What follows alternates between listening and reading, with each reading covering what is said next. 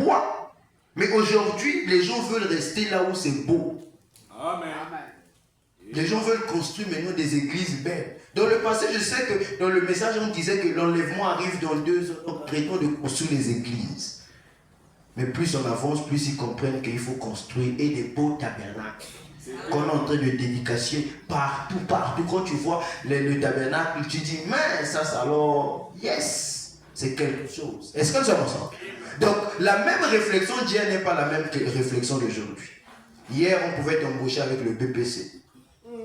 Mais aujourd'hui, même avec le master, c'est encore bas. Dites-moi un amen. Amen.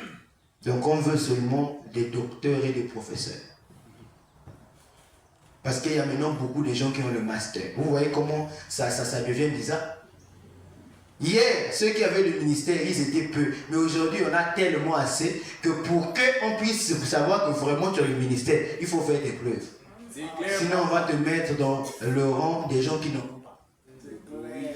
Est-ce que nous sommes d'accord? Si tu viens nous Pas parler des histoires comme ceux qui parlaient hier, ça va paraître que, est-ce que la personne, c'est quoi? C'est quoi vraiment? Par exemple, un prédicateur, il monte du haut de la chaire, il vient avec sa Bible, il vient avec son petit téléphone, il dépose, il ouvre la Bible, il lit l'écriture, et le reste, il commence à faire les commentaires. Il ne lit plus. Dites-moi un amen. Vraiment, vous savez. la parole de Dieu. Est-ce que nous sommes ensemble? Dites-moi un amen. Amen. Et à la fin, vous savez ce qu'il va faire. Il va toujours commettre une petite erreur.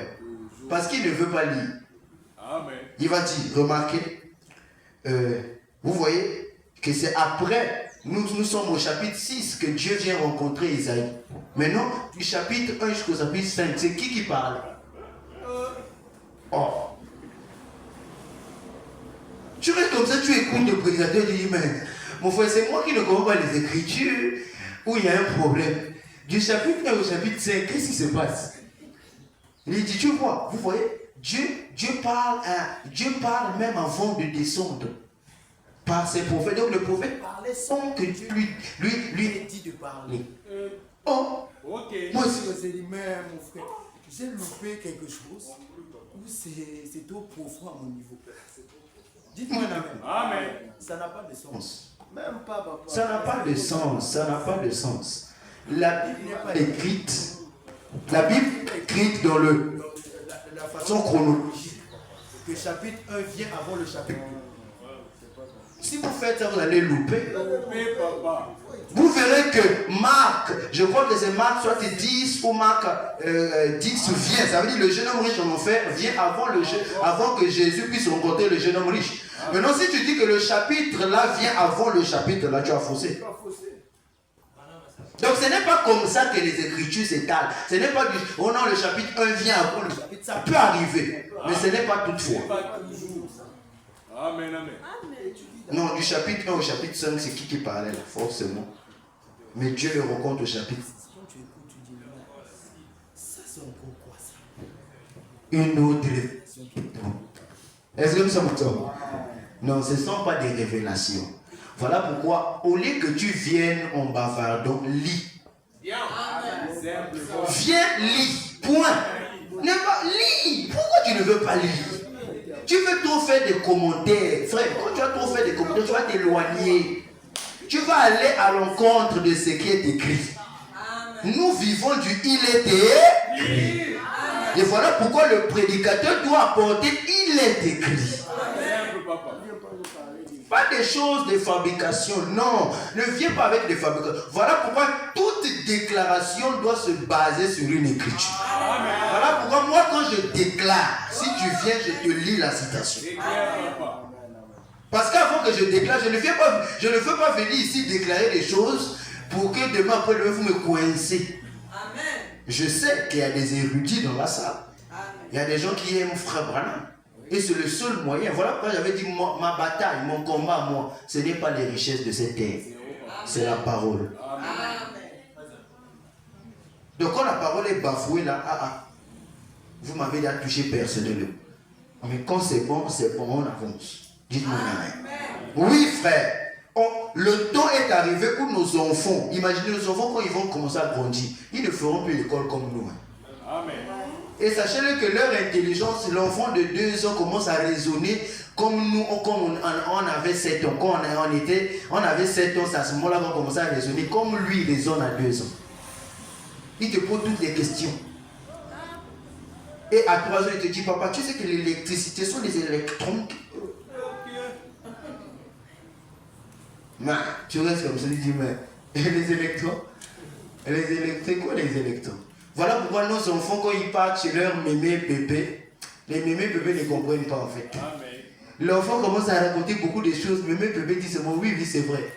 C'est ce que tu dis là. Et l'enfant comprend, mais bébé, tu ne me corriges pas, pourquoi? Je vais te corriger encore sur quoi? Tu sais déjà tout cas. Oui, les enfants deviennent plus intelligents. Si le monde avance, l'église n'avance pas, vous serez en retard. William Branham dit, la science, elle ne fait que avancer. Mais c'est vous qui restez derrière. C'est vous qui restez derrière avec des problèmes inutiles. Au lieu de vous développer, vous avez les mêmes problèmes des moustiques. Alors que les blancs actuellement étudient comment faire en sorte que quand les moustiques vont nous piquer, on n'attrape plus le palu. Mais toi, tu es toujours en train de chasser les moustiques. Tu les tues, tu comptes le nombre, tu nous filmes, tu nous envoies. Est-ce que nous sommes ensemble? Tu mets une roue des moustiques. D'autres, ils ont déjà les techniques pour que les rats n'entrent pas dans la maison. Mais nous, on tue les rats, on nous filme ça. Que j'ai tué 5 rats, le tuer des rats. D'autres ont déjà trouvé les techniques pour éradiquer les cafards. Mais nous, on tue les cafards à main nue et on filme les cafards, on nous envoie. Vous voyez que nous sommes encore derrière. Et ils avancent, mais nous restons derrière. Mais nous devons avancer. Amen. Voilà pourquoi le seul, frère Branham a dit, vous ne pouvez pas vivre au-dessus. Votre vie spirituelle ne peut pas être au-dessus de ce qu'on vous prêche. Amen. Plus on vous prêche les choses élevées, quand vous arrivez dans d'autres églises, on vous prenne comme des pasteurs, alors que chez moi, vous êtes encore des païens. Amen. Vous avez encore des comportements, quand je regarde, je dis, ouais, ça c'est encore quoi, mais ailleurs, vous êtes des dieux. Quand vous arrivez, oh Dieu, shalom Dieu. Est-ce que ça me sort? Des rabbins. Quand vous asseyez des rabbins, mais vous vous embrouillez chez moi ici. Est-ce que ça me sort? C'est pour dire que c'est le niveau de la parole. On commence à vous donner la réponse. Tu peux me rester avec l'église. Tu es même déjà devenu pasteur. Je n'ai pas encore commencé à prêcher. Non, je connais. Tu as déjà le ministère. Tu es profond. Reste ici. Est-ce que ça me semble? Pourquoi? Parce que c'est le niveau. C'est le niveau. Une sœur, quand elle part au milieu des autres sœurs, on sent que tu as cru depuis quand? Non, j'ai seulement il y a 2 ans. 2 ans. 2 ans. Oh, mais tu parles comme une sœur qui est déjà. Oh, je crois même que. Ouais. Non, c'est seulement ça, c'est la parole. Est-ce qu'on s'en ensemble? C'est la parole sur la parole. Et quand un jour j'écoute, quelqu'un me pose la question, me dit, pasteur, il y a un prédicateur qui est venu à la chaîne qui nous a dit que la marque de la bête sont des tatouages. J'ai dit, tout ça aussi, lis seulement la marque de la bête. En lisant seulement la brochure, la marque de la bête, tu comprendras que ce ne sont pas des tatouages, ni les puces. Amen. Mais c'est un prédicateur du message qui vient sur la chaîne, qui dit ça. On voyait, la marque de la bête s'établit déjà, les puces électroniques arrivent. Ok, ça va alors. En fait, quand tu es comme ça, tu regardes la personne, tu dis, Seigneur, c'est toujours le même message que nous, on a toujours cru là, où il y a 2 sortes de messages. Parce que l'autre aussi, ce n'est pas encore écouter la qualité sienne. Donc c'est dit qu'en réalité, les enfants de Dieu doivent évoluer. Voilà comment je ne crois pas au fait que nous restions là, du matin au soir, les mêmes hier, aujourd'hui. Non, non, non, non. On doit avancer. Comme l'enfant grandit, nous aussi nous grandissons. Et à la fin de cette année, vous devez faire le bilan. Vous avez avancé sur quelle base? Qu'est-ce qui a changé dans votre vie? Investissement. Parce qu'il y a 4 domaines. Le domaine physique, tu as avancé comment? Est-ce que nous sommes ensemble? Le domaine spirituel, tu as avancé. Le matériel, financier, tu as avancé dans les 4 là. Si tu n'avances nulle part, sache qu'il y a un problème. Est-ce que nous sommes ensemble? Que Dieu bénisse chacun de nous. Ici, ce matin, il s'agit du mystère de la cuisse. Amen. On veut parler du mystère de la cuisse. Amen. Et William Branham dit dans Israël, l'église 10.2, paragraphe 56, il dit, maintenant, regardez ces patriarches. Pourquoi le vieux Jacob, lorsqu'il mourut là-bas en Égypte, pourquoi, dit-il, ne montèrent pas ici? Il demanda à Joseph de mettre sa main sur sa cuisse estropiée. Et le fit jurer devant Dieu qu'il n'enterrerait pas ses os là-bas. Savez-vous cela? Il dit, ramène-moi dans ma patrie et enterre-moi là-bas. Amen. Son pied qui était estropié, Dieu lui avait frappé au niveau de la hanche. Et la hanche là, qui lui avait frappé la hanche, on nous a dit que la cuisse, c'est là où ça se situe entre la hanche et le genou. Et la hanche qui avait été frappée par le Saint-Esprit. Dites-moi un amen. Dieu qui avait changé le mensonge en vérité. Alléluia. Lui qui était donc le témoignage vivant de la rencontre avec le Saint-Esprit. Il avait rencontré Dieu et Dieu a changé sa vie. Il est devenu un croyant. Il ne disait plus les mensonges. Amen. De Jacob à Israël. Il dit, mets ta main sous l'onction du Saint-Esprit. Mets ta main là où on m'avait frappé. Mets ta main là où l'onction était descendue. Et jure-moi que tu ne vas pas m'enterrer en Égypte. Mais garde mes os. Amen. Garde mes os. Quand vous quitterez ce pays-là, vous allez partir avec moi. Dans Genèse 24, il est dit, Abraham était vieux, avancé en âge, et l'Éternel avait béni Abraham en toutes choses. Abraham dit à son serviteur le plus ancien de sa maison, l'intendant de tous ses biens, mais je te jure, ta main sous ma cuisse. Oui, frère. C'était une manière de montrer que vous devrez rester fidèle à ce que vous avez dit de votre bouche. Il dit, et je te ferai jurer par l'Éternel, le Dieu du ciel et le Dieu de la terre, de ne pas prendre pour mon fils une femme parmi les filles des Cananéens au milieu desquels j'habite. Oui, frère, il a juré, mais comment est-ce qu'Abraham pouvait lui faire confiance? Le seul moyen qu'Abraham avait pour faire confiance à Eliezer, c'était quoi? C'était qu'il puisse mettre sa main sur la cuisse d'Abraham. Et qu'il puisse dire, papa, je ferai ce que tu m'as dit de faire là. Dites-moi un amen. Amen. Donc, sans la main sous la cuisse d'Abraham, en fait, Abraham pouvait douter même de son serviteur le plus fidèle et loyal. Il savait qu'il n'y a une seule chose qui est irrévocable, c'est quand nous faisons un vœu. Amen. Quand nous promettons à Dieu quelque chose. Amen, amen. À ce moment-là, frère, vous êtes tenu de surveiller la chose que vous avez dit faire là. Surveillez jusqu'à la fin. Ne nous amenez pas des histoires, ne nous emballez pas. Vous avez dit, Seigneur, je ferai ceci. Même si les hauts et les bas viennent. Dis, papa, j'ai chuté, mais je vais arriver jusque là où j'avais dit que je vais arriver. Amen. Dites-moi un amen. Seigneur, je vais te donner ceci la fin du mois. Tu échoues, dis, papa, pardonne-moi. Amen. La fin du mois, si je n'ai pas compris ce qui s'est passé, mais je fais le fait. Amen. Dites-moi un amen. Amen. Parce que Dieu te suivra partout où tu iras. Amen. Frère Madame dit donc Jésus glorifié, paragraphe 36. Remarquez, il avait aussi pris des dispositions pour cela. Maintenant, lisons un peu entre les lignes. Le voulez-vous? Dites amen. C'est Madame qui dit dites amen. Alors, ce n'est pas moi. Donc il dit, maintenant nous allons lire entre les lignes. Il dit, regardons entre les lignes. Job observait comme il a indiqué avec précision le lieu où il allait être enseveli. Beaucoup d'autres prophètes ont suivi. Prenons par exemple Abraham, Sarah, les bien-aimés de la Bible. Lorsque Abraham est venu, il aimait Sarah. Lorsqu'elle est morte, il ne l'a pas enterrée n'importe où. Il avait une révélation spirituelle de quelque chose.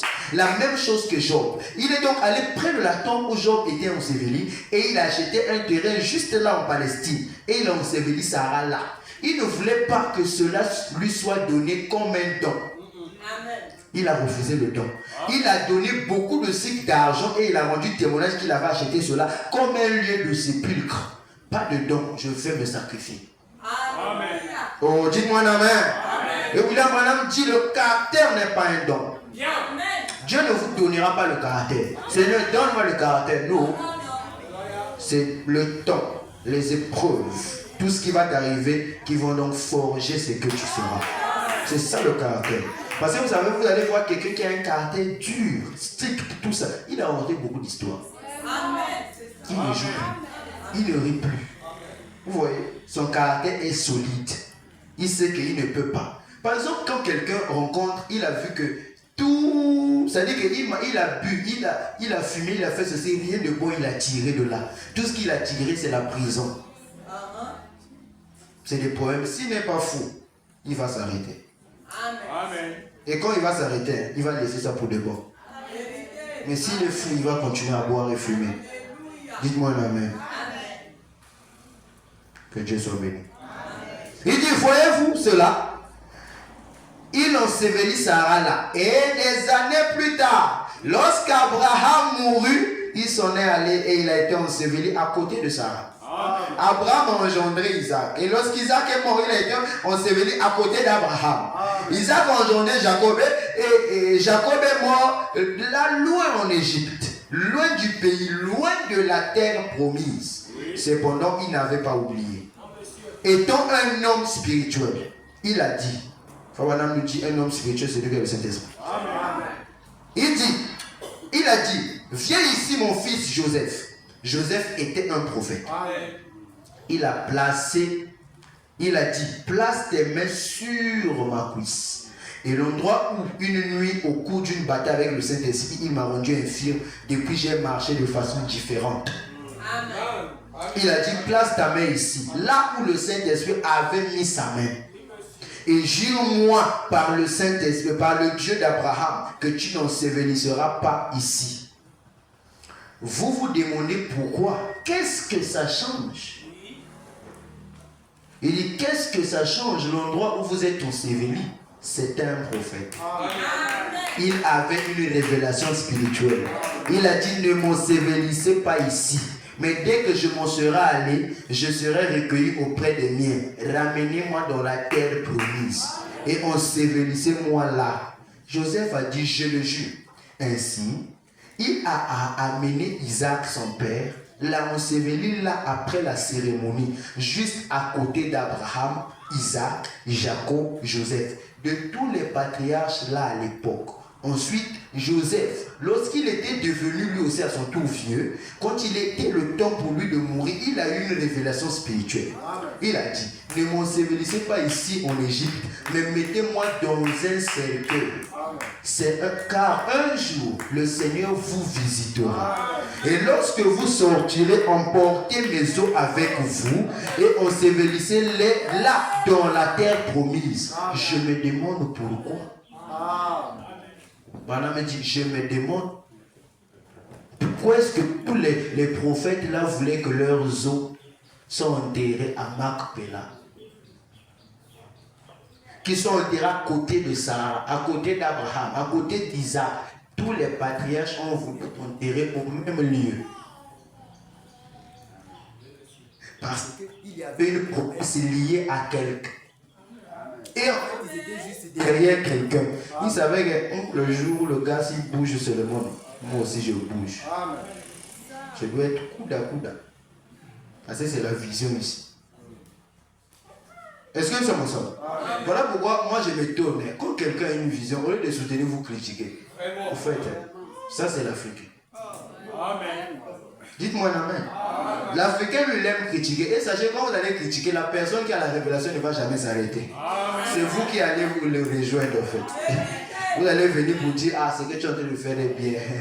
On est ensemble. Mais hier, vous le combattiez. C'est ça l'Africain. Or, ce qui est normal, c'est que quand vous voyez une vision, soutenez. Parce que si ça va donner demain, toi aussi tu auras des dos là. Si un jour un de vous est milliardaire, c'est moi qui suis millionnaire. Aussi pas milliardaire parce que toi tu es dans les milliards, moi il descend pour moi. Moi je vais prendre juste les miettes qui tombent sous la table. Donc c'est pour dire que quand Dieu bénit l'un de nos frères, il nous bénit tous. Et si le frère là est réellement un frère, parce qu'il y a d'autres frères, il est là, frère, parce qu'il n'a rien.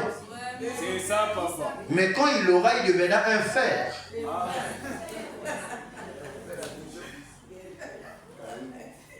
Dès que tu viens, ça ne rentre même pas, car ça ne sonne même. Pourquoi? Parce que il y avait un homme appelé Job.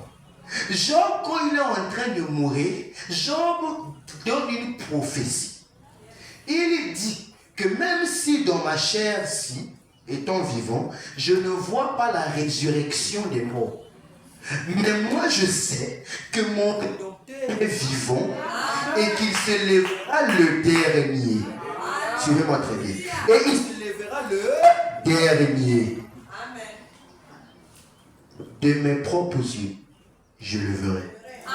Ça veut dire à la résurrection, je le verrai. Maintenant, qu'est-ce que donc les autres là ont fait? Les autres ont vu qu'il y a un homme qui est en train de suivre la vision. Alléluia! Qui est en train de suivre la vision de la résurrection. Tout ce que nous devons faire, c'est partir aussi là où lui il est enterré, avec que le jour même où il va ressusciter, il nous appelle aussi pour dire, Jacob, viens. Le vieux est déjà là. Viens, on parle. Sarah, viens. Abraham, on monte, non? Alors, alléluia! Ça sera comme ça. Imaginez que quelqu'un qui a l'or, qui a beaucoup, qui a même trop d'argent.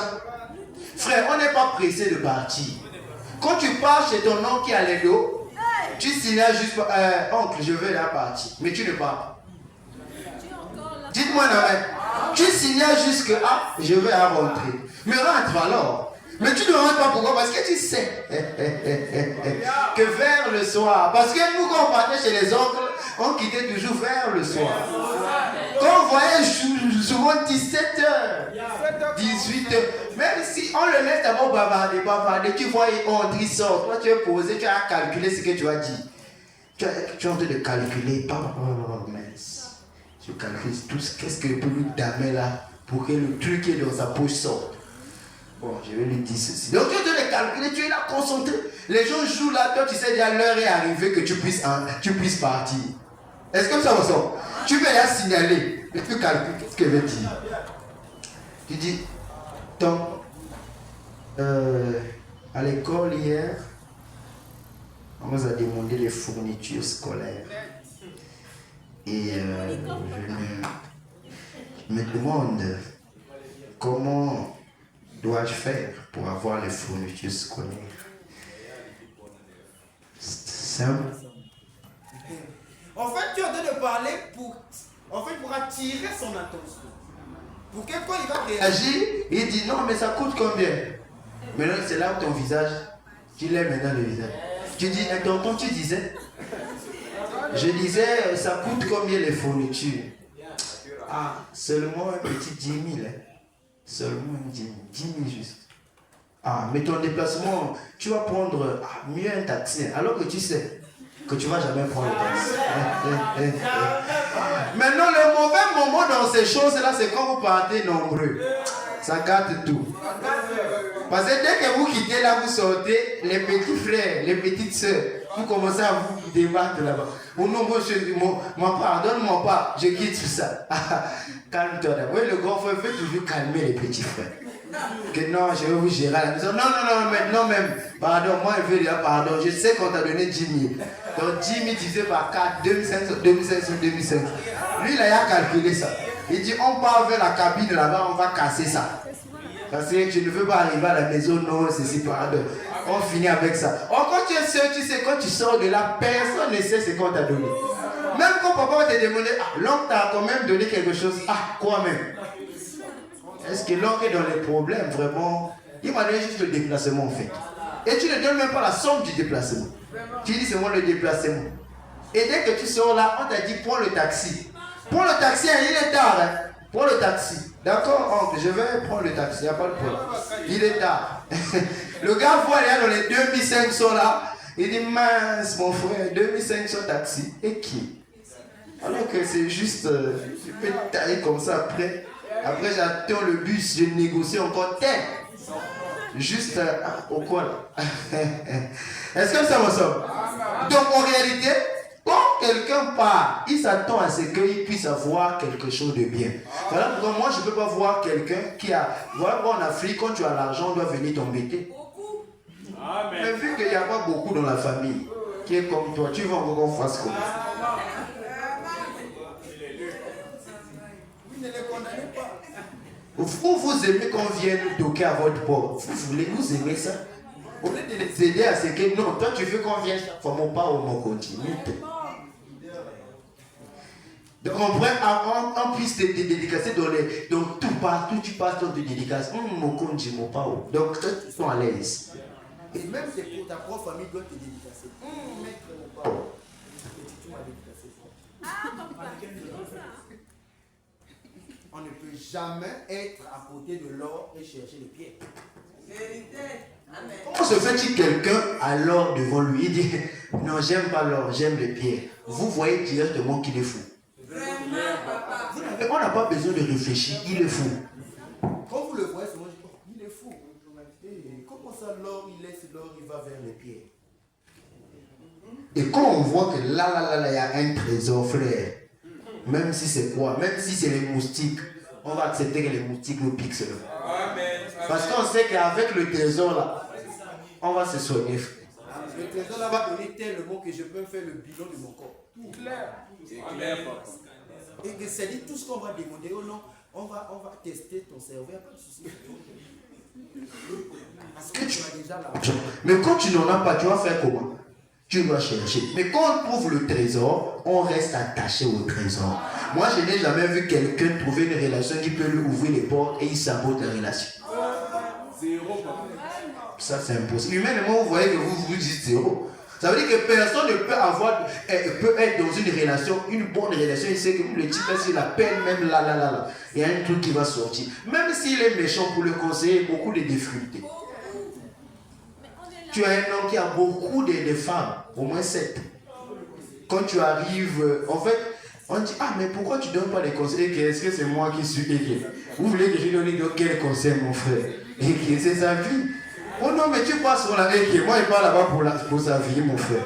Je ne vais pas gérer mon dossier. Vous, si vous voulez conseiller. Parce que tu sais que si tu ouvres seulement la bouche, plus jamais tu ne recevras quelque chose. Est-ce que nous sommes ensemble? Donc, ce qui peut nous procurer, notre source, qui peut nous procurer des choses, on ne peut pas saboter ça. Personne ne chie là où il mange. Comme la même amie, vous l'avez, vous chiez dedans, vous faites même, mon frère, c'est quoi ça? Ça, ce n'est pas normal. C'est que vous êtes des animaux. On ne chie pas. Une église qui vous bénit ne peut pas chier sur ça. Amen. Amen. Est-ce que c'est ça? On ne peut pas chier sur ça. Écoutez, dans la flèche de délivrance de la part de Dieu, tirée à l'Éternel, paragraphe 54, il dit, juste une petite pensée avant d'aller appeler la ligne de prière. Je voudrais vous poser une question. Que pensez-vous des Hébreux là en Égypte? Que pensez-vous des Hébreux là en Égypte? J'aimerais que vous puissiez réfléchir profondément là-dessus. Bana nous dit donc de réfléchir profondément là-dessus. Et il dit, qu'en est-il des Hébreux là en Égypte? Il dit, chaque fois qu'ils recevaient des coups sur le dos, qu'ils étaient frappés par l'ennemi, qu'on leur crachait au visage, qu'ils étaient renversés d'un coup de pied, tout ce qu'on leur faisait, en descendant la rue, ils pouvaient regarder là dans le cercueil. Amen. Banam dit, ce petit cercueil rouge, il donne même la couleur. Amen. Il dit de où se trouvait le corps de Joseph le prophète. Amen. Et il savait par ceci qu'un jour il sortirait. Il sortirait un jour. C'était le signe que Dieu leur avait donné. Amen. Dites-moi amen. Amen. Le signe que les Hébreux devaient sortir de l'Égypte, c'était le cercueil rouge de Joseph. Amen. Ah, donnez-moi un amen. On va dire, mais comment le cercueil? Oui, frère. Le cercueil était en couleur rouge. Les os de Joseph étaient dedans. Et chaque fois que les Israélites ou les Hébreux recevaient des coups, ce n'était pas les coups là, ils ne voyaient pas ça. Tout ce qu'ils voyaient, c'était le cercueil rouge. Amen. Dès qu'ils voient le cercueil rouge, ils disent gloire à Dieu. Mon Dieu, bon, il est merveilleux. Un jour, on quittera ici. Chaque fois qu'on leur fouettait, leur espérance était dans un cercueil d'un homme. Amen. Amen. Dites-moi un amen. Amen. Le cercueil qui contenait les os de quelqu'un qui était mort beaucoup d'années en arrière. Mais c'était ça leur espérance. Amen. Oh, donnez-moi un amen. Amen. C'est de la cuisse qu'on parle, frère. Donc quand on voyait, dès qu'il voit le cercueil rouge de Joseph, il se réjouit, il dit, gloire à Dieu, je quitterai cette terre. Alléluia. Parce qu'il savait que les paroles des prophètes étaient infaillibles. Quelles que soient les années que ça pouvait prendre, ils étaient rassurés que voir seulement le cercueil d'un prophète, ça galvanisait leur foi. Je dis le cercueil. Là, avec les os. Dès qu'ils voyaient ça, ils disaient, merci Seigneur. Alléluia. Ah, ça c'est vraiment le Seigneur. Il continuait à marcher. Non, on le fouettait encore. Quand il repassait encore là, Balaam dit, Joseph a dit, le Seigneur viendra vers vous, il vous visitera, mais ne laissez pas mes os ici. Mais un jour, quand vous sortirez, emportez tous mes os. Il dit, chaque fois qu'un hébreu se retrouvait dans n'importe quel trouble, il pouvait regarder ses os et se souvenir qu'il y avait une promesse selon laquelle il irait un jour à la terre promise. J'aimerais écouter un nègre me donner un amen. Alléluia. Chaque fois qu'ils étaient dans les troubles, ils étaient secoués par la maladie, secoués par les Égyptiens, secoués par tout. Quand ils regardaient les gens de Joseph, à ce moment-là, ils savaient que notre espérance, notre bateau tient bon. Alléluia. Un cercueil avec les eaux. Ils se souvenaient de la prophétie. Je sais que, je crois que beaucoup de croyants ne sont plus des croyants. Mais moi j'ai besoin des fous de Jésus. J'ai besoin des croyants du message. Je voudrais m'adresser à ceux qui croient le message. Pas qui prétendent croire le message. Parce que les bavardages que vous faites souvent là, ça n'a rien de sérieux. Ça n'a rien de sérieux. Parce que pour les Hébreux qui se retrouvaient dans n'importe quel trouble, n'importe quel trouble, pour eux, dès qu'ils regardaient les os dans le cercueil, ils se souvenaient que Dieu a promis que nous quitterons cette terre. Malgré les morts qui leur frappaient, malgré la famille qui tuait, malgré tout ce qui se passait, et leur objectif, leur foi, tout ce qu'ils savaient, c'est qu'un jour ils devaient quitter la terre là. Qu'on monte, qu'on descend, c'est ça la foi. La foi ne regarde pas aux obstacles. La foi regarde à ce qui est promis. Et les Hébreux sont des têtus de nature. Ce sont des gens quand ils croient quelque chose, personne ne peut les secouer. Même un petit prophète du quartier. Des prophétiseurs du n'importe quoi. On part là-bas pour les trouver, pour les chercher. Des marabouts. Pour qu'on nous fasse des traitements. Vous n'êtes même pas des croyants. Ce n'est pas à vous que je m'adresse. Vous êtes des corbeaux, mais venez quand même à l'église.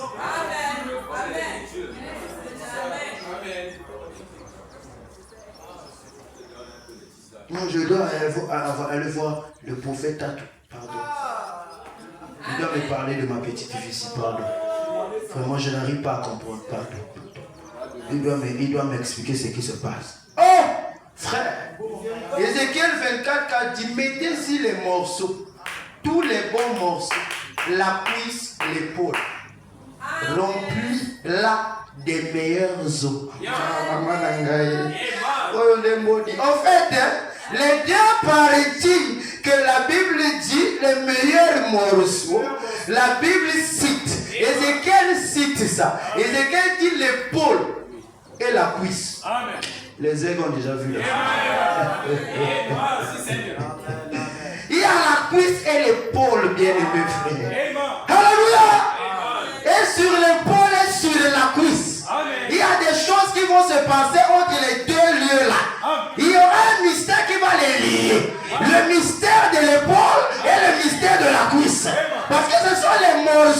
forcément. Ah, dis-moi amen, frère. Un enfant, quand il doit choper la nourriture, il faut la cuisse. La cuisse. Il tient ça comme ça. Alléluia. Quand on veut même présenter le poulet, on présente la cuisse du poulet. On met ça là. Donc tu vois, aïe, aïe, aïe, aïe, aïe. Tu suis un peu de ngwenchi là. Bénissez le nom du Seigneur. La cuisse, frère. Et l'épaule. Alléluia. Apocalypse 19, on dit, puis je vis le ciel ouvert, et voici parut un cheval blanc. Celui qui le montait s'appelait fidèle et véritable, et il jugeait combat avec justice. Ses yeux étaient comme une flamme de feu. Sur sa tête étaient plusieurs diadèmes. Il avait un nom écrit que personne ne connaît, si ce n'est lui-même. Il était revêtu d'un vêtement teint de sang. Son nom est la parole de Dieu. Et les armées qui sont dans le ciel le suivaient sur les chevaux blancs, revêtus d'un fer blanc pur. De sa bouche sortait une épée pour frapper les nations. Et il le pètera avec une verge de fer.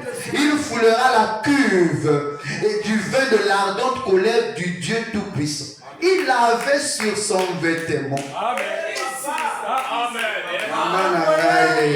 Il avait sur son vêtement et sur sa cuisse un nom écrit, Roi des rois et Seigneur des seigneurs. Pourquoi est-ce qu'il a choisi la cuisse, frère? Pourquoi il ne pouvait pas choisir une autre partie? Il a aimé la cuisse. C'est là où l'on doit jurer, frère. Amen. Si tu ne jures pas au-dessus de la cuisse, Abraham ne te croit pas. Amen. Dans le père de la foi, j'allais dire, ne te croit. Donc en fait, il n'atteste pas que tu as la foi. Ah, et t'as lieu. Est-ce que tu es ensemble? Dans l'âge de l'église de Perga, par exemple 90, Branham me dit, et le voici qui se tient ici. C'est lui qui était au commencement. Il dit, par la longe de l'église de Perga, dis-lui ceci, je suis la parole de Dieu. Oh, nous le voyons plus loin dans l'Apocalypse, venant avec son vêtement trempé dans le sang, une couronne sur sa tête, chevauchant un cheval blanc. Et sur sa cuisse était écrit la parole de Dieu. Oh, j'aime cela. Il est la parole de Dieu. Nous voyons donc sa divinité. Dès qu'il se présente au début, il est la parole. Bon, s'il est la parole vivante, alors ce qui est écrit dans la Bible est une partie de lui. Amen.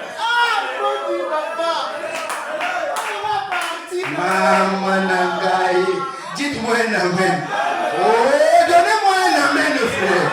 Que si nous croyons qu'il est la parole. C'est-à-dire, frère, que si Dieu est la parole, c'est-à-dire la Bible est une partie de lui. Donc il reste une autre partie. On continue, frère.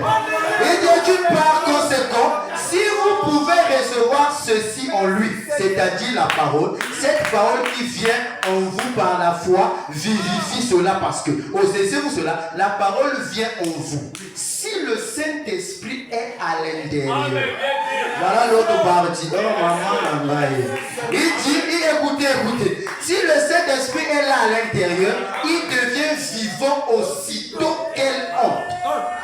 Et chaque promesse devient vraie. C'est pourquoi, si vous dites à cette montagne, ôte-toi de là, et si vous ne doutez pas dans votre cœur, pourquoi vous êtes la divinité qui parle? Le croyez-vous? C'est la Bible qui le dit. Alléluia! Alléluia! La rencontre entre le Saint-Esprit et la parole qui ôte fait de vous la divinité.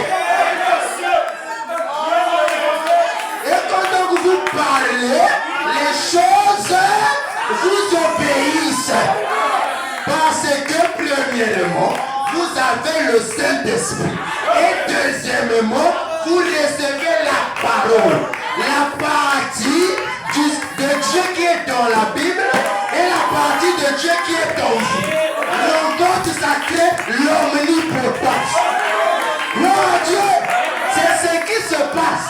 Voilà pourquoi sans le Saint-Esprit, vous venez vous assurer, rien ne se passera. Vous allez crier, ah, vraiment, pourquoi le message il n'y a pas. Il n'y a pas. Tu as seulement une partie. Tu as seulement une partie. Donc, pour qu'on puisse te remettre les vêtements, il faut que les deux papiers du contrat chinois puissent être mis ensemble. Alléluia! La parole est une partie. Il faut le Saint-Esprit. Bénissons le du Seigneur. Et quand le Saint-Esprit reçoit la parole, elle dit, oh, je suis la divinité. Je peux parler à cette montagne et la montagne va obéir. Mais c'est que nous n'avons pas la chose en nous, que même si la parole vient comme on va la doucoulanguer. Chaque jour, on met les billes. Alléluia. Voilà pourquoi. On vous appuyez la bonne depuis 1 heure jusqu'à 1 heure. Ça fait rien. Le bruit, encore le bruit. Aidez-moi ça. Est-ce que ça va ça? Vous appuyez les bonnes, les prédications. Votre maison, c'est pour les prédications. Mais de cette maison sont des prostituées. De cette maison sont des voleurs.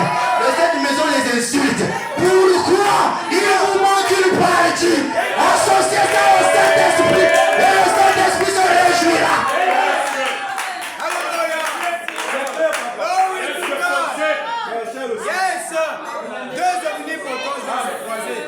C'est ça, papa.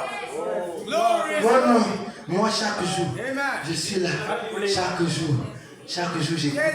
Oh non, play, toujours play. Toujours play. Surtout qu'on m'a donné la tablette à Capon. Toujours play. Moi, play, je balaye, ça play. Je me lave, ça play. Je prépare, ça play. Mais depuis que play, il est là. Toi-même, est-ce que tu vois le changement? Ce n'est pas play qui est un problème. C'est toi et moi qui sommes des problèmes. Hein? Non, j'ai la tablette. On marche avec ça partout avec la tablette. Ce n'est pas un téléphone, frère. Pour que les gens puissent voir une tablette. Est-ce que ça me sort? Une tablette est à l'aise. Non, ce n'est pas un téléphone. Ce n'est pas un téléphone. C'est la tablette. Alléluia. Est-ce que ça me sort? C'est la tablette, ce n'est pas ton téléphone. Amen. Merci Seigneur. Amen. Tu transportes tout ça. Voilà pourquoi vous verrez que beaucoup de gens sont dans la parole, sont dans les églises du message. Voilà les églises. Est-ce que ça me sort? Ils sont dans les églises du message, mais en réalité ils n'iront pas au ciel. Amen. Oui, monsieur. Je n'aime pas parler de l'enlèvement parce que l'autre là, j'aime laisser ça à côté. Amen. Mieux, papa. L'autre là, parlons du ciel. Parce que l'enlèvement c'est un autre mystère. C'est trop high. Amen. Amen. Frère, c'est trop high. On ne joue pas avec l'enlèvement. On commence à vous mentir trop sur l'enlèvement. On ne joue pas. Amen. Ce n'est pas une chose facile. Être enlevé, ce n'est pas facile. Ce n'est pas du tout facile. Donc ça veut dire que nous parlons du ciel. Tu viens à l'église, tu es toujours là avec des brochures, tu lis, mais tu te manques un truc. Il te manque le truc. Il te manque la chose qui fait vivre. Tu te manques le réceptacle. Il te manque cette chose-là. Et si il te manque cette chose-là, voilà pourquoi nous voyons des frères marcher comme ils marchent toujours dans la rue, avec des grosses chemises, tout ça. Ils font tout ce qu'ils peuvent faire, mais il n'y a rien de normal en eux. Ce sont des échecs sur échecs. Échec sur échec. Amen. Oh, Papa Yaga et Bambi. Amen. Merci Seigneur. Merci Seigneur. Frère Madame, dans le mystère expliqué, paragraphe 12. Il va nous dire ceci. Et examinons. Si ce n'est pas scripturaire, alors mettez cela de côté. Si jamais j'apporte quelque chose devant vous, comme une doctrine ou un enseignement qui ne se trouve pas dans la Bible, oubliez cela, car ce n'est pas vrai. Si un ange, peu importe combien il paraît réel et combien il est inspiré, s'il parle contrairement à la parole de Dieu, laissez-le tranquille. Il n'est pas Dieu. Galates 1:8 dit, si un ange du ciel prêche une autre doctrine que celle-ci et qui est déjà enseignée, qu'il soit anathème. Nous n'acceptons que ce que c'est que maintenant nous voyons que dans la Bible, quand Dieu construisit, donc Frère Branham veut dire ceci, que si Branham lui-même monte Dieu l'achète. Voilà. Et il enseigne une doctrine qui n'est pas scripturelle. Il dit ne croyez pas ça. Voilà. Il va plus loin dans la reine de Séba, paragraphe 18. Et si jamais nous avons abordé quelque chose de non scripturel, si vous avez le devoir de venir nous en parler. Ah. Est-ce que vous écoutez? Si jamais nous avons abordé quelque chose de non scripturel, vous avez le devoir de venir nous en parler. Mais il y a d'autres pasteurs qui n'aiment pas ça. Dès que tu viens nous parler, frère, tu es un poli frère. Amen. Tu n'es pas... Pourquoi tu fais ça? Non, mon frère, on est en train de lire cela. Il dit, et cela doit venir de la Bible, se retrouver dans toute la Bible. Cela doit s'accorder avec le reste des Écritures et être juste. Si ce n'est pas le cas, alors nous sommes disposés à reconnaître que c'est faux. C'est faux. Est-ce que vous écoutez le prophète? Le prophète en sa qualité de prophète dit que s'il y a quelque chose, venez me voir. Voilà. Maintenant, nous qui sommes ni prophètes, ni quoi. On ne veut pas qu'un frère vienne nous dire, pasteur, vraiment, est-ce qu'il y a une écriture qui dit non, frère, non, arrête ça. Ça, c'est de l'orgueil. Amen. Et Dieu ne traite pas avec les orgueils. Est-ce que ça va ça?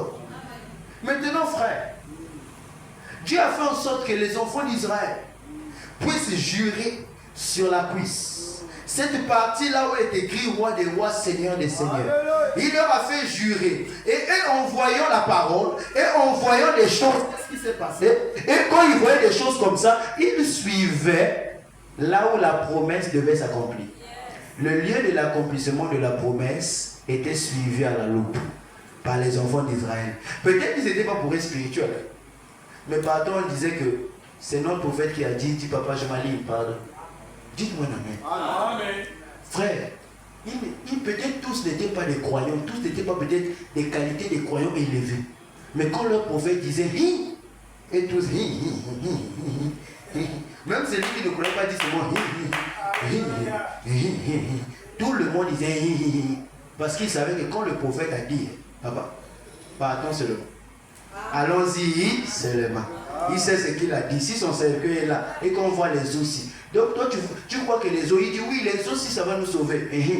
Dis Amen. Donc tu crois que c'est seulement les os que tu vois là. C'est ça notre espérance. Lui aussi dit ça passe comme ça.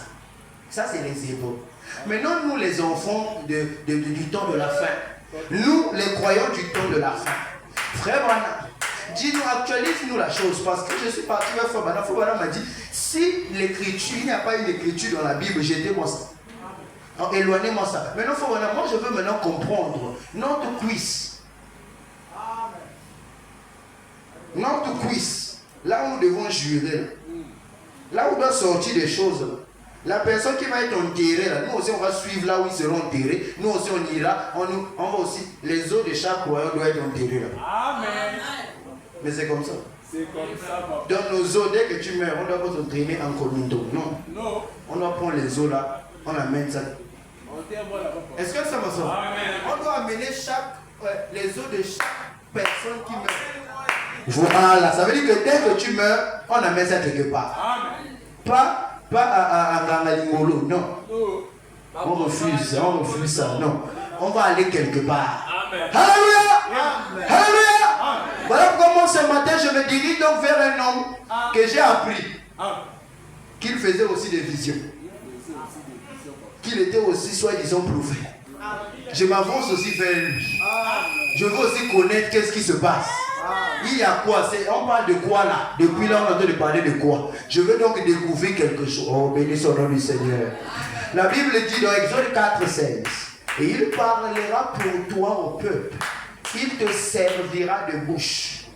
Et tu tiendras pour lui la place de Dieu. Amen. Oh, Seigneur.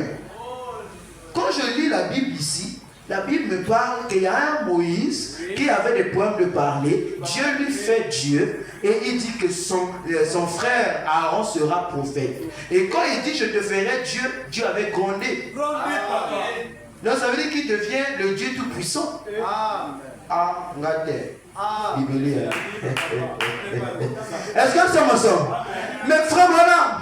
Moi, je veux encore lire une autre écriture de la Bible pour que je voie un peu ce qui se passe. Soit disons, on parle d'une écriture que les gens du message partent avec ça partout. Malachie 4. Malachie 4 nous dit quoi? Et souvenez-vous de la loi de Moïse, mon serviteur, auquel j'ai prescrit qu'on aurait pour tout Israël des préceptes et des ordonnances. Voici, je vous enverrai Élie le prophète. Avant que le jour de l'Éternel arrive, ce jour grand et redoutable, il ramènera le cœur des pères à leurs enfants et le cœur des enfants à leurs pères, de peur que je ne vienne frapper le pays d'un... Ah, mais quand tu nous parles de Moïse, on va se souvenir de Moïse. Quand on voit la vie de Moïse, Moïse était le centre d'attention de tout Israël. Amen. Le centre d'attention de tout Israël était braqué sur... Vous le savez avec moi? Moïse était Dieu pour les Israélites. Dieu. Dieu, ça veut dire Dieu.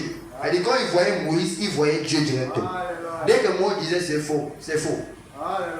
Dès qu'ils arrivaient devant lui, la situation aussi, c'est toi qui as tort, lui il a raison.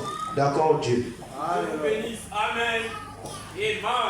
Ils viennent vers moi. J'ai trop lui à demander, mais pourquoi est-ce que tout ce peuple-là, il dit, ils viennent vers moi pour consulter Dieu. C'est-à-dire que quand ils me voient là, je leur dis, ils ont consulté Dieu. Ah, papa, dites-moi un amen. Je veux des croyances ce matin. Parce qu'on va on va entrer dans les profondeurs là. Quand on descend toujours vers, ça devient toujours plus profond. Vous savez ça, non? On commence à creuser. À un moment donné, on commence maintenant à atteindre les profondeurs, 2 mètres, 3 mètres, tantôt 7 mètres. Maintenant, à 8 mètres, 9 mètres, il y a des gens qui souffrent d'asthme. Ils souffrent d'asthme. Ils ont des problèmes des yeux. À ce moment-là, ils disent que je ne peux plus entrer plus profondément. Je m'arrête en haut ici, mes chers frères et sœurs. Vraiment, ça chauffe en bas là-bas. Continuez pour vous. Donc, il y a des catégories. Donc, à ce moment, il y aura une autre catégorie qui va rester là où nous sommes traités déjà. Parce qu'il voulait écouter Moïse. Il appréciait tellement Moïse et les Hébreux. C'est un Israélite vraiment. Ça veut dire, il dit, moi ici, Israélite, monsieur, arrêtez. Vous continuez pour vous. Oui, nous, on n'est pas des Israélites. On va donc continuer pour pénétrer quelque chose. Moïse était là où les gens venaient se rassembler. Moïse, on entourait Moïse. On disait, Moïse, dis, qu'est-ce qu'on dit là-bas? Dès qu'il dit, ah, vraiment, démontre-moi pardon. Parce qu'on a fait des choses ici, c'est compris. Pardonne-nous seulement. Moïse pardonne, d'accord, je vais vous pardonner. Quand Moïse les pardonnait, Dieu les pardonnait. Vous lisez pas la Bible? Parce que vous hésitez de dire Amen, c'est comme si c'est un nouveau enseignement. Ça c'est les béabas. Est-ce que ça m'ensemble? Quand Moïse les pardonnait, Dieu les pardonnait. Quand Moïse se fâchait contre eux, Dieu se fâchait contre eux. Quand Moïse ne voulait pas que même si c'est quoi, il dit non, c'est pas comme ça. Ça s'arrêtait aussi. Donc il était le Dieu vivant pour Israël. Amina. Donc il était là où les gens venaient se rassembler. Amina. Maintenant, nous voulons donc toucher un point qui a toujours fait mal à d'autres chrétiens. Je vais seulement lire. Moi, quand je touche, je lis seulement. Je laisse Branham vous enseigner. Amina. Dans le lieu d'adoration que Dieu a choisi, paragraphe 8. Alors, mon frère, je veux vous démontrer quelque chose en terminant. On pourra dire ceci. Dans Malachie 4, est-ce qu'il ne nous est pas promis un autre aigle avec une colonne de lumière qu'il suivrait pour montrer à l'église dans l'erreur aujourd'hui qu'il est Hébreux 13:8? Le même hier, aujourd'hui et pour toujours. Est-ce que dans Malachie 4, la question vous est posée, il ne nous est pas promis un autre aigle? Est-ce qu'il ne nous est pas promis qu'un autre arriverait du désert en volant? Amen. C'est exactement la vérité. Ça, comme ça correspond comme ça s'accorde avec Luc 17, où le Fils de l'homme, l'aigle, se révélera pour anéantir tous les autres lieux d'adoration. Les lieux d'adoration là c'est quoi? Comme les dénominations et ainsi de suite. Okay. Dites-moi un amen. Dites-moi un amen. Ça veut dire quoi? L'aigle là qui vole venant du désert vient pour anéantir d'autres lieux d'adoration. Il met tous les lieux d'adoration là, dénomination et ainsi de suite. Et dit, écoutez, il dit, Dieu a choisi son lieu. Jean a dit, le voilà. Jean a montré un lieu d'adoration. Il dit, le voilà. Et puis il nous est promis la même chose aujourd'hui. Malachie 4. Pour ramener le cœur des enfants. Pour dire qu'il n'est pas mort. Que ces choses ne sont pas pour un autre âge. Jésus, ce n'était pas pour un autre Autre âge reculé. Mais il est le même maintenant. Amen. Anéanti tous les autres lieux d'adoration. Voilà ce que l'aigle du dernier jour doit faire. Montrer que tout le reste, ça n'a pas de sens. C'est moi, est-ce que c'est moi? Est-ce que c'est moi alors? Est-ce que c'est moi? Est-ce que c'est moi? Dites-moi un amen, frère bien-aimé. Donc si toi tu es un aigle derrière l'aigle, tu dois anéantir tout.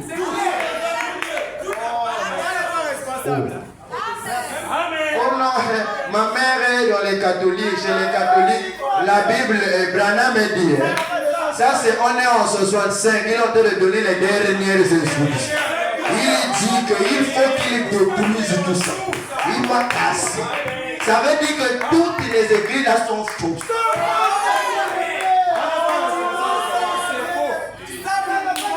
Il dit que la dénomination c'est insensé. Quand on commence à parler, oh non, vous êtes trop tronchon. Non, la personne qui est tronchon, c'est Dieu. Mais de leur montrer de nouveau, avec le même signe qu'il faisait, qu'il est le même hier, aujourd'hui et pour toujours. Alléluia. Il dit qu'il doit briser tout ça. Et leur montrer le signe. Et il leur montre le signe qu'il est de nouveau ici. Il dit Amen. Vers le temps du soir, la lumière paraîtra. Le seul lieu choisi par Dieu pour adorer. Oh, qu'est-ce que ce message est venu faire? Qu'est-ce qu'il va faire? Et en ce jour, au temps du soir, la lumière paraîtra. Et quoi? Pour accueillir ces enfants qui rentrent à la maison. Dans la véritable terre promise.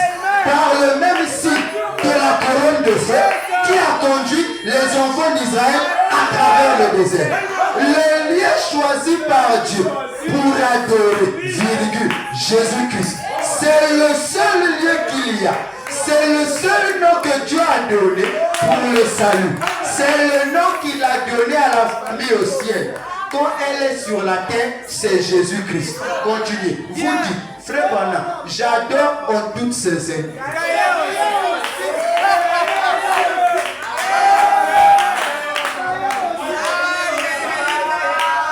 Dites-moi un amen.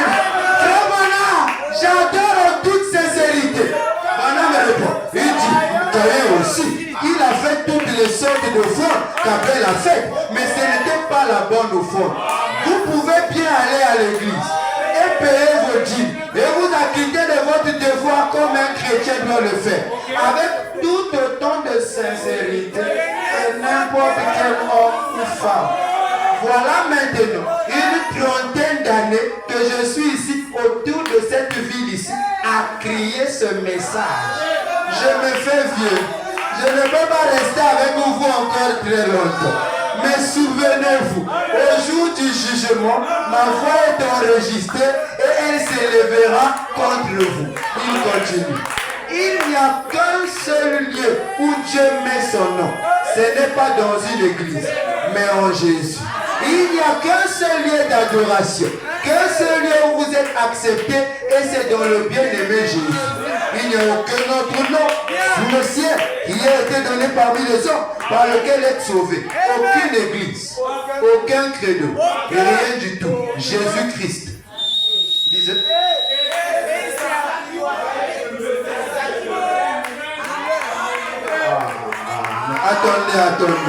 Attendez. Je vais relire la citation. Frère Branham me dit, il n'y a qu'un seul lieu que Dieu a mis son nom, c'est dans son bien-aimé Jésus. Est-ce que nous sommes ensemble? Est-ce que nous sommes ensemble? Il dit dans aucun credo. Il dit, ça doit être le message de l'heure.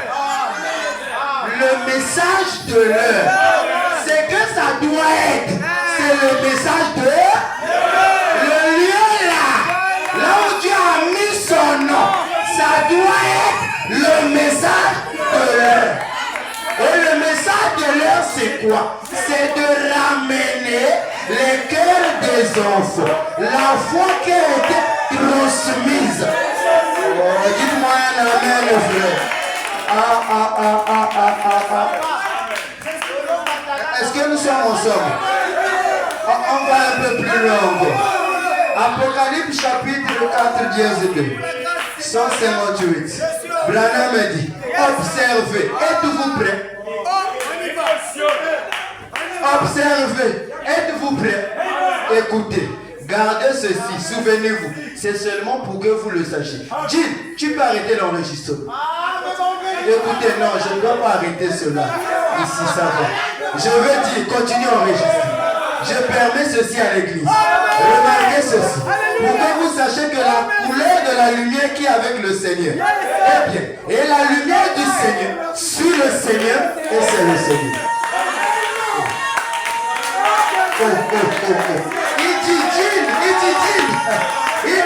arrête l'enregistrement. Il dit, non, n'arrête pas. Continue. Je permets ceci à l'église.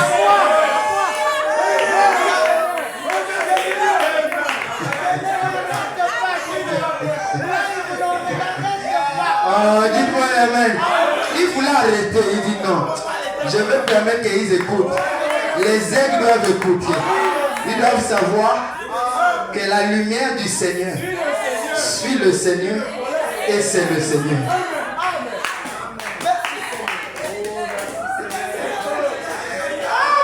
Seigneur Jésus. Voilà, vous laisse arrêter. Il dit ça va un peu choquer. J'ai dit un truc ici. Est-ce que les gens s'y vont croire? Est-ce qu'ils vont croire? Donc ça veut dire la lumière là. Ça suit le Seigneur. On dit quoi? C'est en train de suivre le Seigneur. Et en réalité c'est le Seigneur. Ce n'est rien d'autre que le Seigneur. Ah, mais papa, dans la Bible c'est comment? Ézéchiel 1:27. Et je vis encore comme de l'airain poli, comme du feu, au-dedans duquel était cet homme, et qui rayonnait tout autour, depuis la forme de ses reins jusqu'en haut, et depuis la forme de ses reins jusqu'en bas. Je vis comme du feu, et comme une lumière éclatante dont il était environné. Tel l'aspect de l'arc qui est dans la nuque en un jour de pluie, ainsi était l'aspect de cette lumière éclatante qui l'entourait. C'était une image de la gloire de l'Éternel. À cette vue, je tombais sur ma face et j'ai entendu la voix de quelqu'un qui parlait. À cette vue, on ne reste pas debout. Tellement on a tapé des choses dures, Jean est tombé. Il dit, papa, en tout cas, c'est toi. Il dit, oh, calme-toi.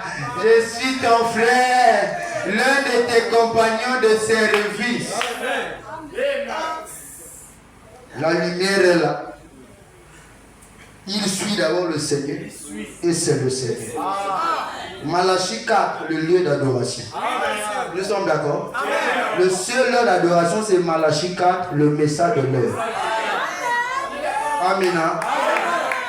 Moi j'ai dit ceci, qu'il y a des liens que les choses qu'on utilise mécaniquement ne peuvent pas détecter. Il faut l'analyse des données avancées. Donc il faut qu'on avance un tout petit peu. Est-ce que nous sommes d'accord? Malachie 4, le seul lieu d'adoration. Amen. Voilà. Maintenant, on va continuer. Est-ce que nous sommes ensemble? Et la nourriture spirituelle au temps convenant. Paragraphe 66. Nous voyons que quand un homme envoyé de Dieu, prédestiné par Dieu, arrive avec le vrai, ainsi dit le Seigneur, le message et le messager sont une seule et même chose. En effet, il est envoyé pour représenter l'ainsi dit le Seigneur, mot pour mot. Donc lui et son message, c'est la même chose. Ça, ce sont des liens. Des liens qui sont en train de donner. Alléluia. Le seul lieu d'adoration, c'est Malachie. Le message de l'heure. Oh, ouais. Maintenant, comme le message de l'heure et le messager sont la même chose. Mais qu'est-ce que vous voulez que je dise? Faites vous-même la conclusion.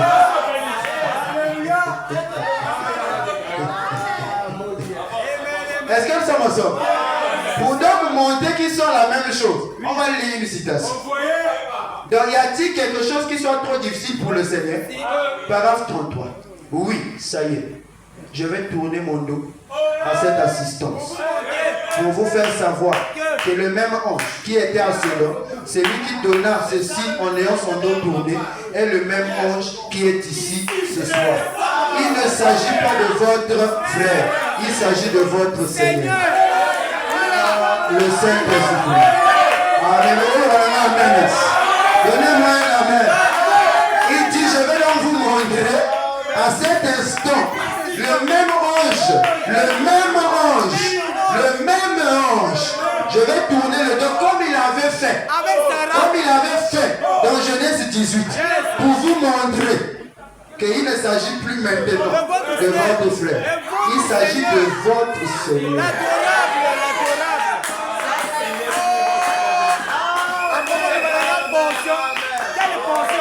On appelle ça le changement d'octave.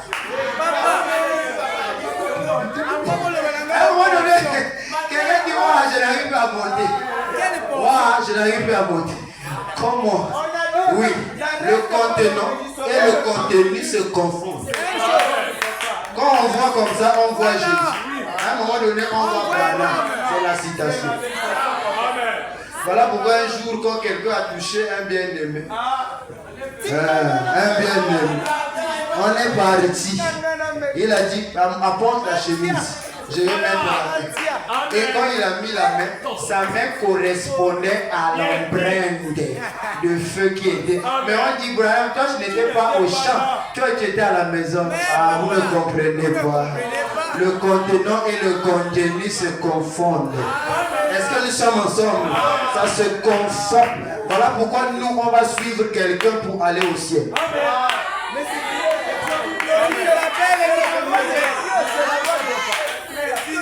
Ceux qui ne croient pas le message disent ceci, écoutez. Les incrédules et ceux qui n'ont pas accepté le message, parce que nous sommes différents. Partez pour vous ailleurs. Ici, nous croyons 100% Branham. Et quand quelqu'un va se lever pour dire non, je suis chrétien, je ne suis pas branhamiste, on comprend qu'il n'a pas encore lu le message. Comment tu as honte de dire que tu es branhamiste? Va même taper sur Google. Va même taper sur un dictionnaire. On te dira les branhamistes, c'est ceux qui croient la doctrine de Branham. Donc en conséquence, moi je crois la doctrine de Branham, je suis un branhamiste. Non pas que j'adore William Marion Branham, mais je le crois en tant que prophète. Voilà pourquoi mes bien-aimés frères, comme les Hébreux, je suis un Hébreu. Quand il y a beaucoup de soucis, je regarde la photo.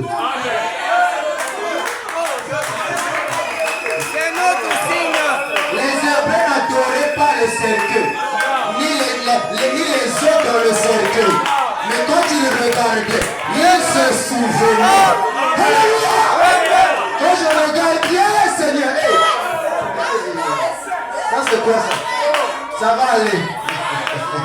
Il y a encore quelque chose. Quand ça change, aïe, aïe, aïe, aïe. Ça c'est le feu, aïe, aïe, aïe. Quand je regarde, je me souviens de toutes les promesses de ce temps du soir. Je dis, je suis un fils de Malachie 4. C'est quoi ça? Je dois marcher, même si ça ne va pas. Voilà pourquoi celui qui n'a pas cru un homme, qui a cru ce message, aucun homme ne peut le rétrograder. Bien dit. Il y a des gens qui nous disent, non, moi, Dieu m'a parlé de ce message. Non, Dieu m'a convaincu de ce message. Non, j'ai fait ceci, mais à la fin, il rétrograde. Ça signifie que ce n'était pas Dieu, c'était Satan. Si c'est Satan qui vous a parlé, vous allez rétrograder. Mais si c'est le Dieu tout-puissant qui vous a convaincu que Dieu lui tombe à ma droite, et lui à ma gauche, je ne serai pas en terre. Ni la pluie, ni le vent, ni les séparations, ni la galère, ni tout ce que le monde peut faire, ne me séparera de ce message.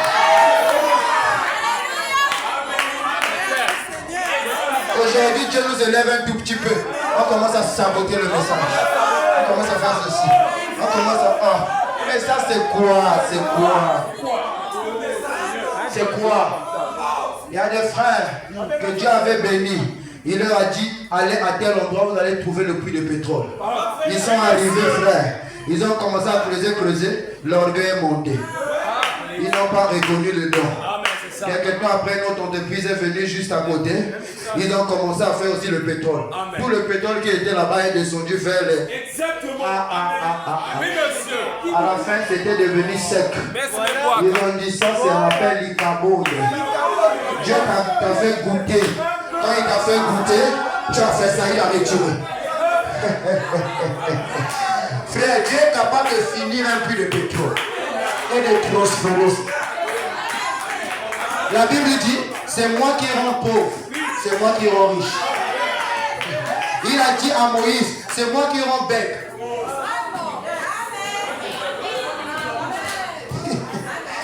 Donc si Dieu veut que, même si tu n'es pas né bec, dès que tu sors ici, tu deviens bec, il va le faire.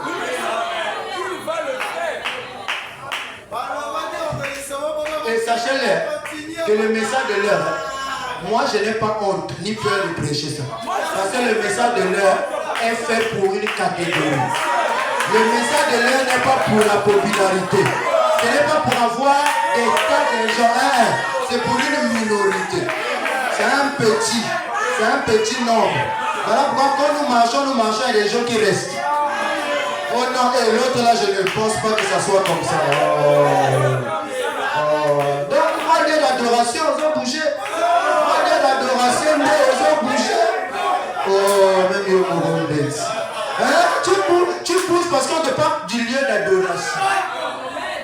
Oh. Mais c'est ce que Dieu a voulu. Dieu a voulu qu'on adore. Et quand on a voulu adorer, il a dit que je n'adore pas Jésus dans la crèche.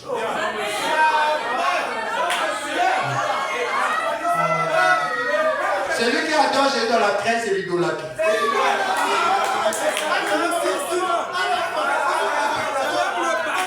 Il dit j'adore Jésus dans l'homme. Mais on va commencer à l'adorer sur toi. Ou en toi. Toi qui vis mal. Yesu ne awas.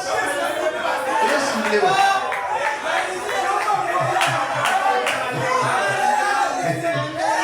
Frère, le feu si. Écoutez, si le feu si arrive sur un pécheur, le pécheur va se griller.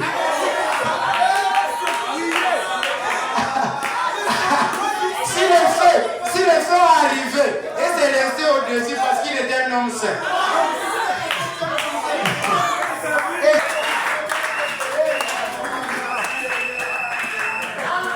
Je sais que nous avons trouvé quelque chose de plus grand que tout.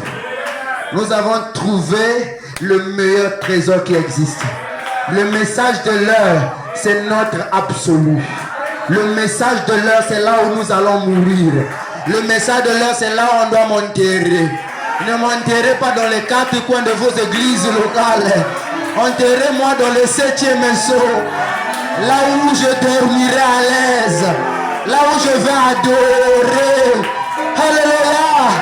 La véritable l'adoration commence quand le 7e sceau s'ouvre. C'est à ce moment-là que l'adoration commence. Alléluia. Voilà pourquoi, frère bien-aimé, que le nom nouveau ne peut pas être le nom de Branham. Parce que jamais un époux a pris le nom de son épouse. Mais c'est l'épouse qui prend le nom de l'époux. Or, nous connaissons à un seul moment qu'il a pris le nom humain. C'est quand il était sur la terre. Et le nom humain, c'est Jésus-Christ.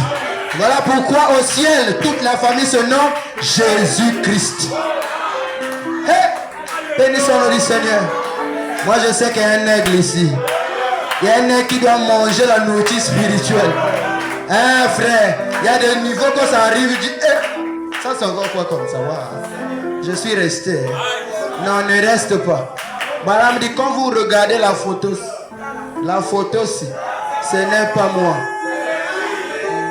Il s'agit de lui. Mais comme lui et lui sont confondus, il y a des photos. Alléluia! Alléluia! Frère Branham, comment toi tu quittes la photo alors que tu es dedans? Comprenez. C'est sa photo à lui. Mais il y a ça. Des photos. C'est sa photo à lui. C'est sa photo à... Il dit non, ce n'est pas ma photo. C'est sa photo. Oh, Frère Branham, mais toi tu es dedans. Non, c'est sa photo à lui. Il dit, Dieu n'arrête d'abord l'enregistrement. Il dit, non, laisse ça, laisse. Laisse, ça va. Laisse qu'ils écoutent. Voilà pourquoi toi et moi, aussi longtemps que nous ne pénétrons pas les profondeurs de ce message, on n'est pas différent des pentecôtistes. Qu'est-ce qui vous différencie? C'est parce que les photos, non, ce n'est pas les photos. Ce n'est pas le nom tabernacle. C'est ce que vous croyez. C'est ça qui fait de vous les croyants. Voilà pourquoi les croyants du message du temps de la fin. Voilà un peu, une partie de ce que vous devez croire.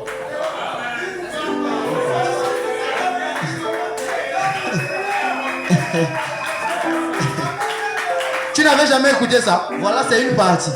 Tu viens alors d'écouter. Si tu veux douter, tu doutes. Moi, ce n'est pas, je viens de prêcher. J'ai fini aussi de prêcher. Je voulais donner la parole. Maintenant, à toi de dire que non, ceci, non. J'étais en train de lire. Et on a projeté. Amen.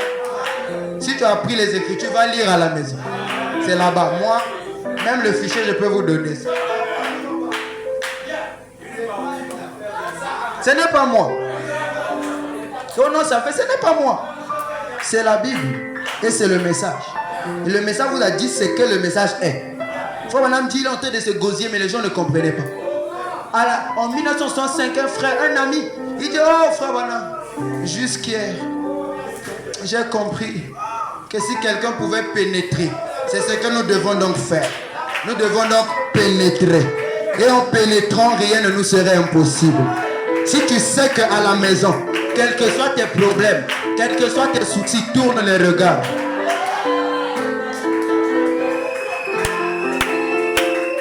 Ça bouge. Quand tu vois comme ça, tu vas Zacharie 14, Luc 17 et 30, Malachie 4, tu vas Apocalypse 10. Aïe. Papa, je ne peux pas. Je te suivrai jusqu'au bout. Je ne peux pas m'arrêter. Rien ne doit vous arrêter. Partout, vous irez même en Chine, en Europe, aux États-Unis, partout.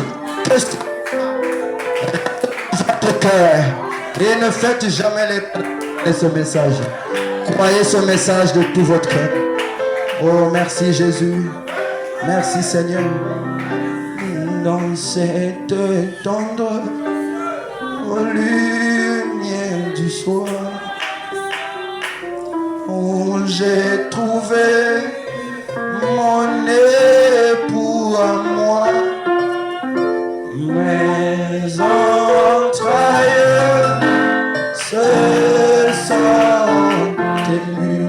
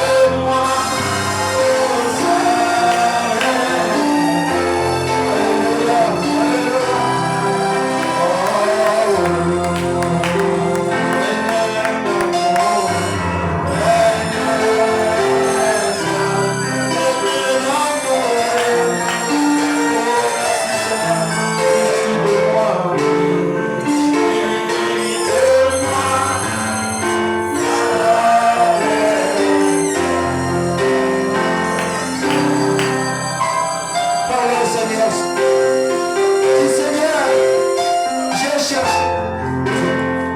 Dans ce message, je t'ai trouvé, Seigneur. Laisse que je puisse demeurer dans ce message. Quel que soit le vent, quel que soit les tempêtes, tiens-moi que je reste dans ce message. Que je sois un croyant, papa. Que je ne sois pas un soi-disant, mais que je croie toute la parole. Oh, parle en lui ce matin. Oh, merci Seigneur, merci. Merci pour ta bonté infinie. Merci pour ta grâce que tu as encore déversée au milieu de nous, Seigneur. Merci pour les bontés infinies. Merci pour ton nom qui ne connaît pas l'échec.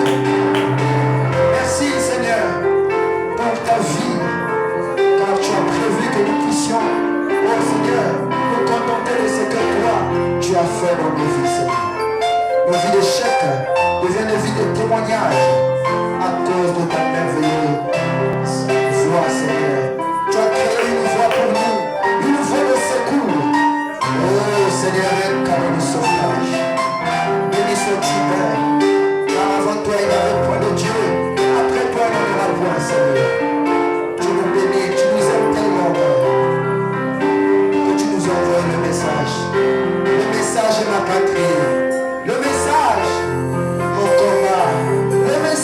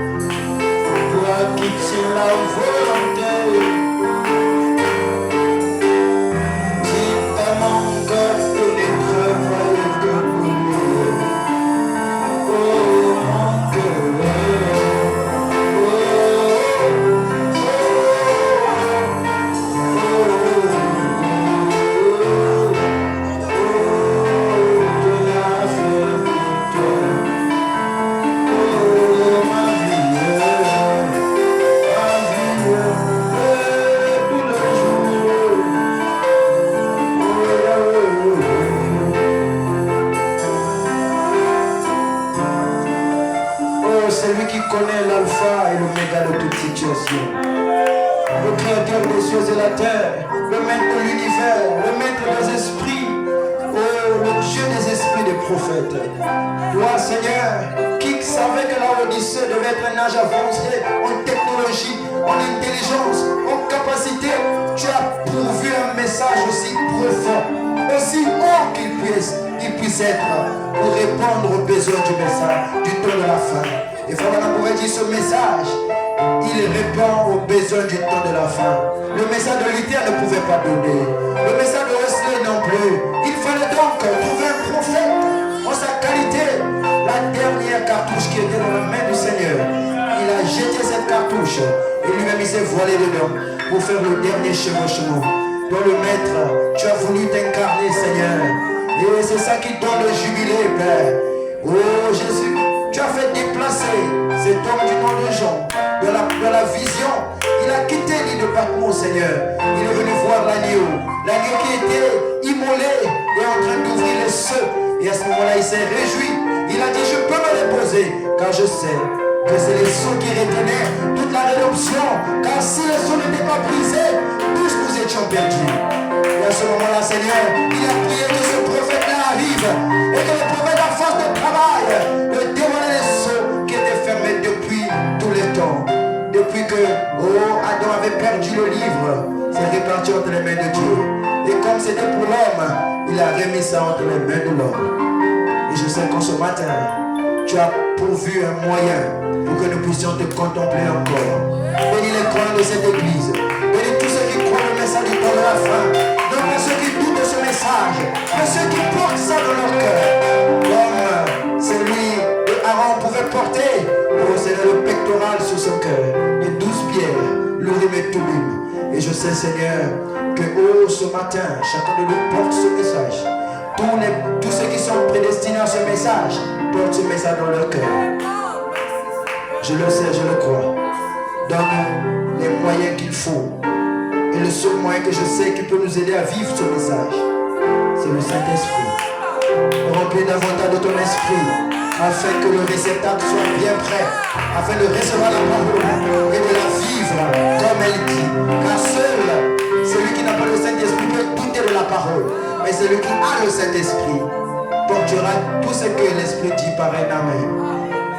Merci pour tout. Bénis Dieu. Bénis l'offrande, Seigneur. Bénis le retour de chacun de nous. Bénis les réunions qui vont se tenir tout à l'heure. Bénis chaque personne.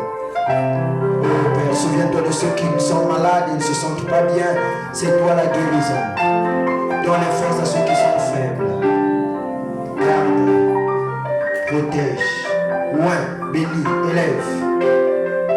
Pardonne. Nous confions à toi pour le reste. Que ton Saint-Esprit nous conduise. C'est dans le nom précieux de notre Seigneur et Sauveur Jésus-Christ que nous avons ainsi prié, demandé que nous disons tous Amen.